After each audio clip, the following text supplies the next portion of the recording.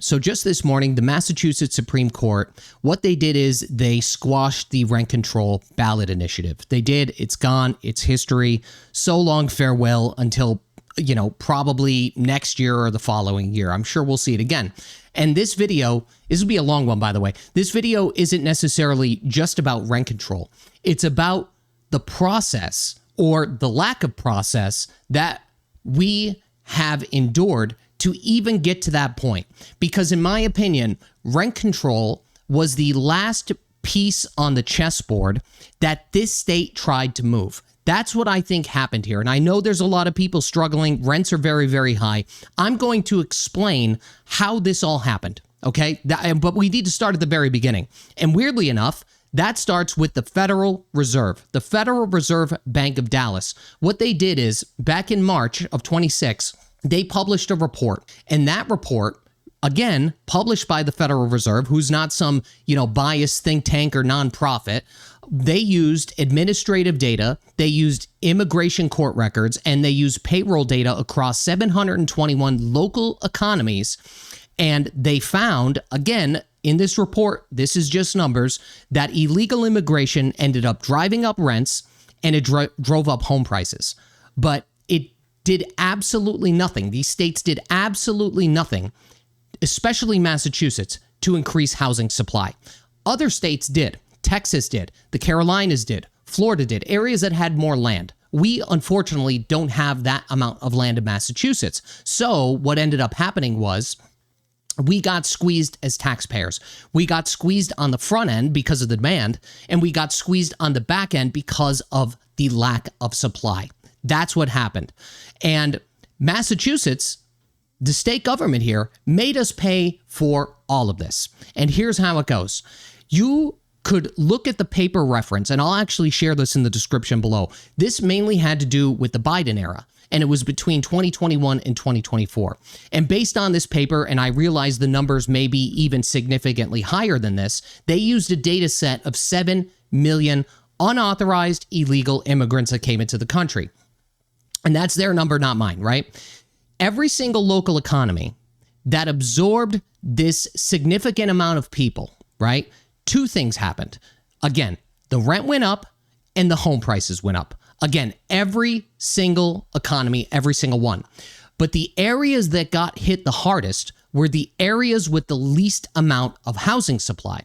So the ones that couldn't build fast enough, like here in Massachusetts, basically what happened is we absorbed the demand shock that occurred because of the level and the amount of people and the amount of demand that those people brought. Now, take one wild guess. Which state has some of the lowest housing permits issued in the country?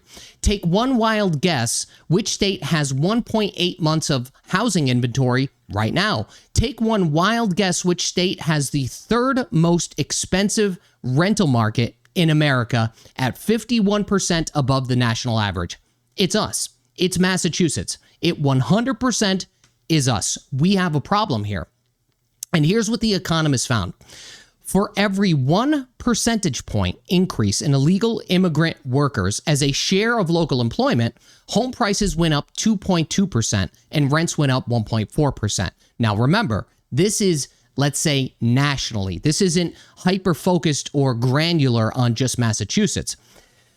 But the effect on new housing supply, as I said, was effectively zero. Especially, again, when you focus on a state like Massachusetts. Not a single new unit with a level of like a pure demand shock. There was no new units being built to meet the demand that was happening. So the supply was effectively frozen. And before anyone says, well, they helped create jobs and all of this other stuff, they did. Nearly 1 for 1, actually. But those jobs, of course, they went to illegal immigrants. And the results is your per capita labor income, meaning the percentage of money that you ended up taking home in your area was actually less. It went down. It went down by 1.15%. Again, that's nationally, not local to Massachusetts. And that is, at least based on their methodology, that is because illegal immigrant workers, they statistically earn less than native workers on average. And what ended up happening is that ended up pulling the entire average or the local average down. So now, if you're still following me, you are effectively paying more to live here while simultaneously bringing home less money. That was the aftermath of what happened during the Biden administration. This is the deal that we were served. That's the way that it goes.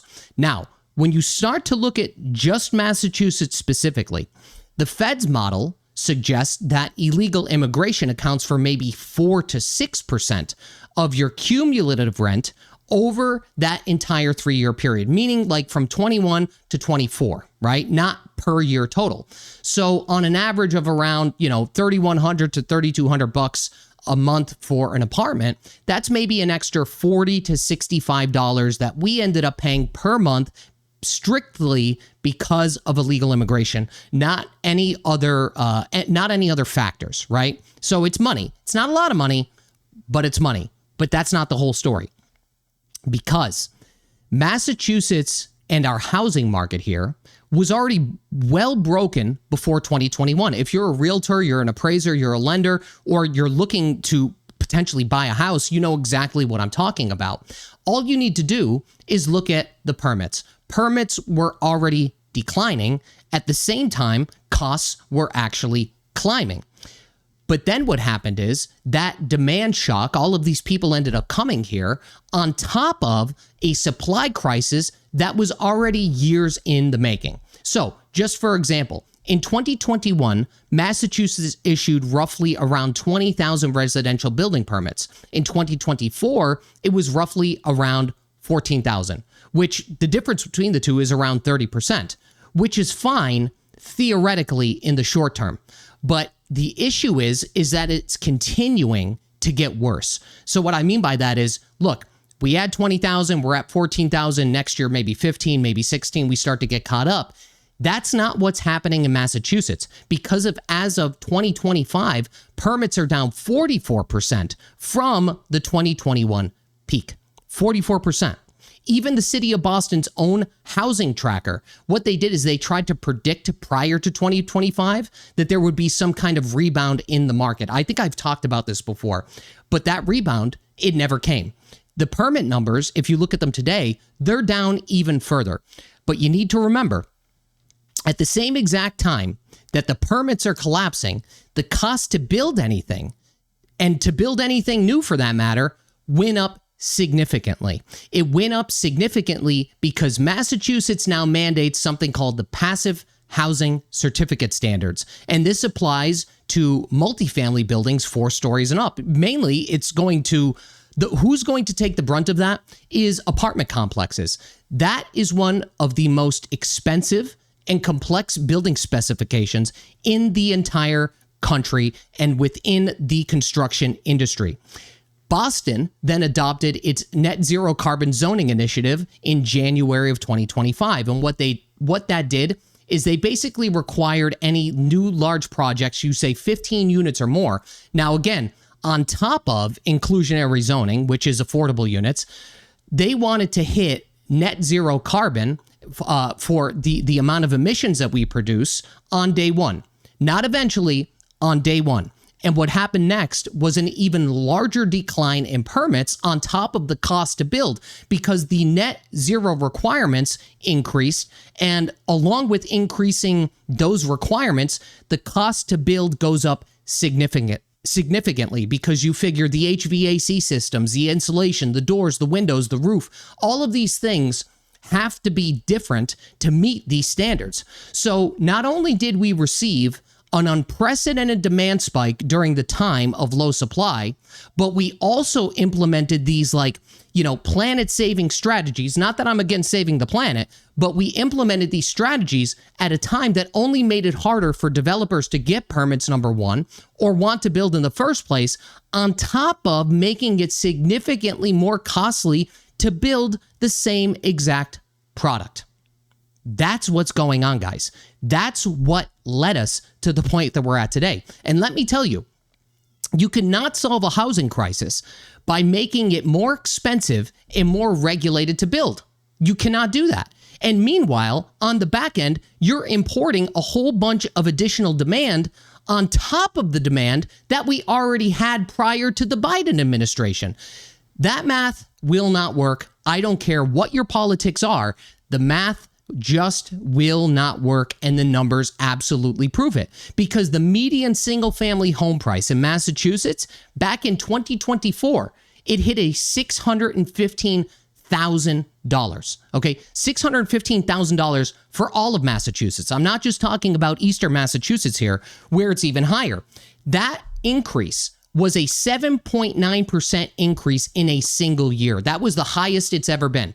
The Greater Boston media housing price was somewhere around $760,000. I think it's actually higher than that as of today, with around a $3,200 a month in rent. And remember, the whole entire time this is happening, our state government is, and more than likely is still on board with spending billions upon billions of dollars of our money maintaining the demand floor that it helped create.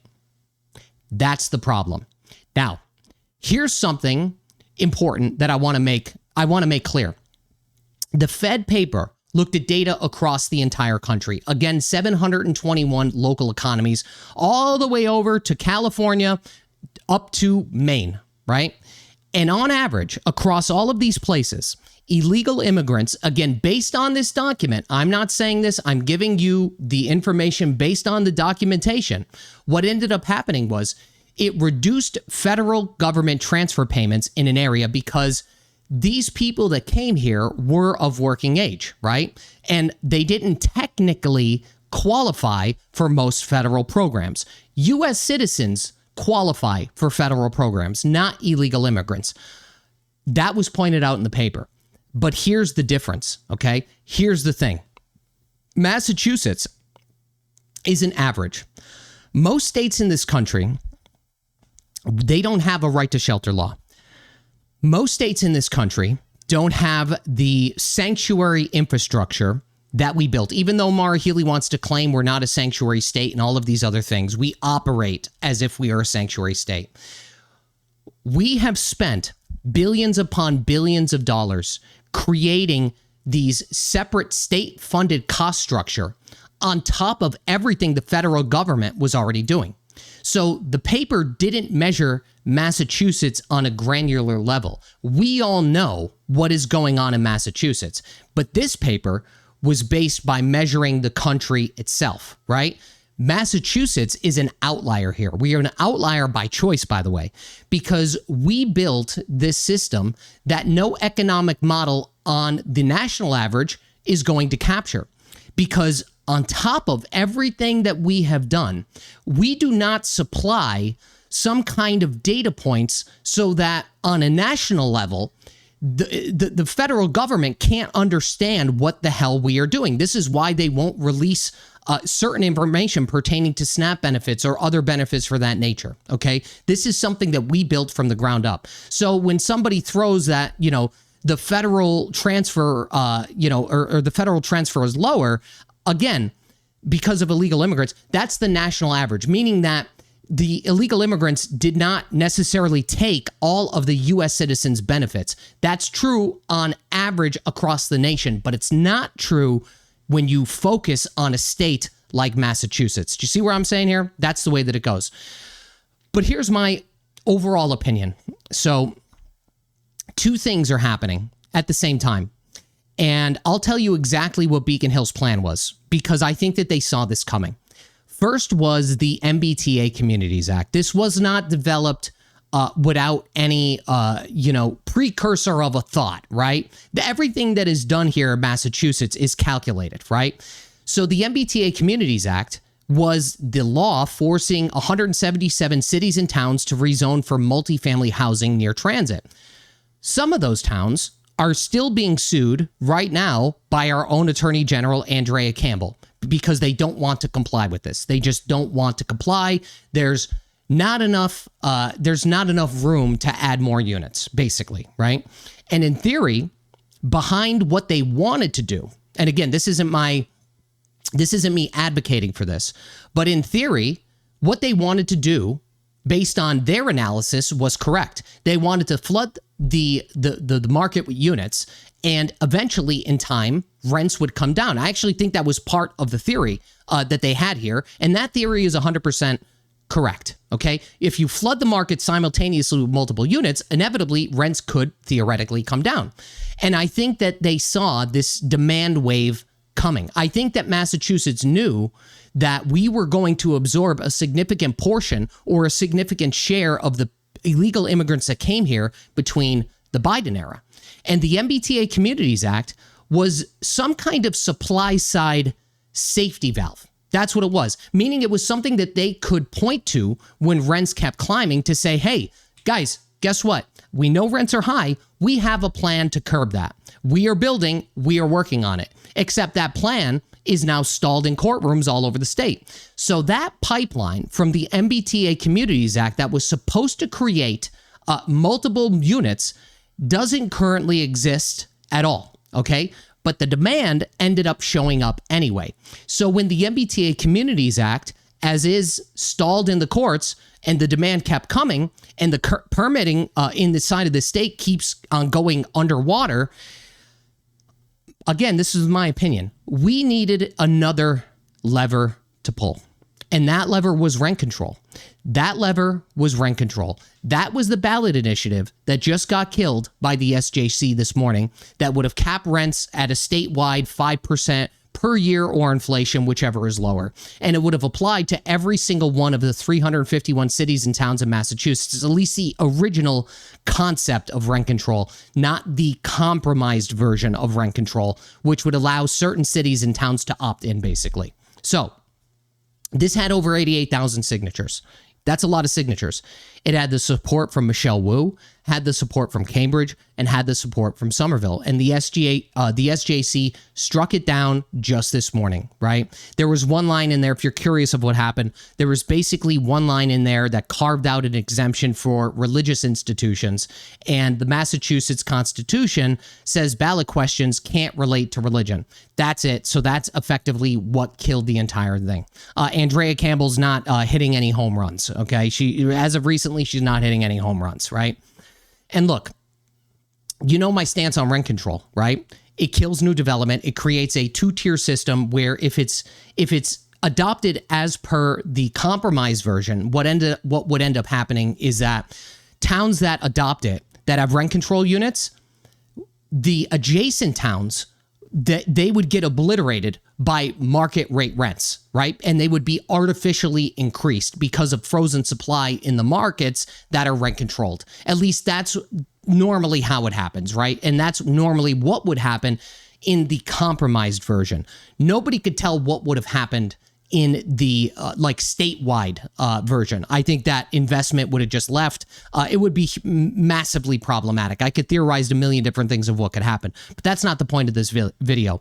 But the key here, and I don't know if this was some kind of political move, but even Maura Healey herself did not agree with rent control. Okay, she didn't agree with rent control. So on that policy, I agree with the outcome here.